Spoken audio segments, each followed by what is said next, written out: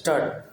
If the judge has such reasonable doubt, he has to acquit the accused, for in that event the prosecution will have failed to prove conclusively the guilt of the accused. Full stop.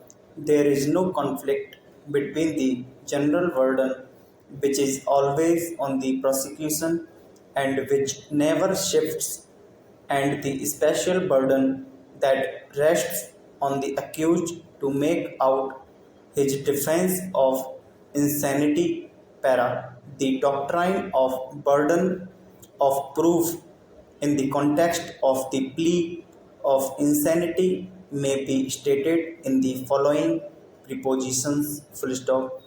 The prosecution must prove beyond reasonable doubt that the accused had committed the offense with the requisite mens rea, and the burden of proving that always rests on the prosecution from the beginning to the end of the trial. Full stop. There is a rebuttable presumption that the accused was not insane when he committed the crime in the sense laid down by section 84 of the Indian Penal Code. The accused may rebut it by placing before the court all the relevant evidence, oral, documentary, or circumstantial, but the burden of proof upon him is no higher than that rests upon a party to civil proceedings. Full stop.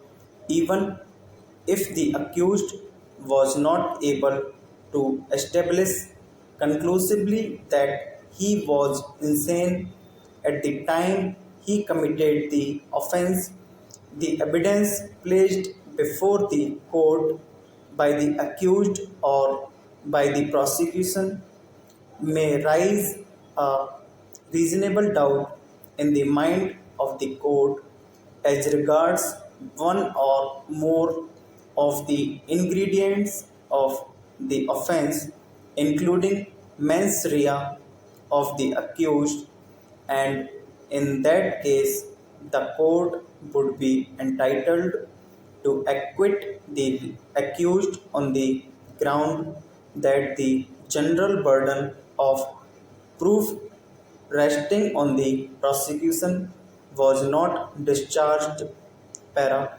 The learned counsel appearing for the appellants pointed out that one Sri Ramesh, who retired as a director of physical education, was granted the benefit of the government order dated 15th November 1999. Full stop. He superannuated on 28th February 2006. Full stop. Later on, the benefits granted to the said employee were sought to be recovered from him, and therefore he filed a writ petition before the High Court. Full stop.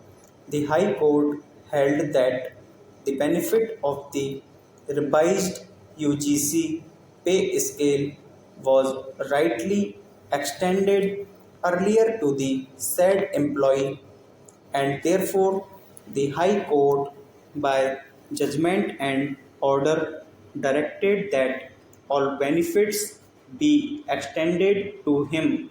Full stop.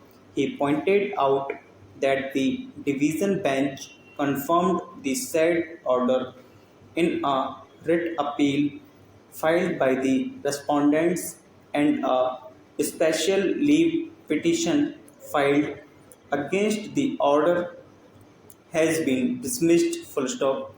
Placing reliance on the documents annexed to the application for permission to file additional documents, he submitted that even in 2015, full benefits under the government order were extended to similarly placed employees.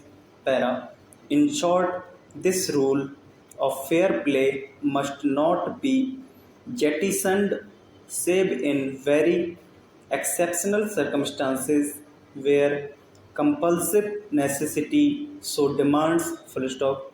The court must make every effort to salvage this cardinal rule to the maximum extent possible with situational modifications. Stop.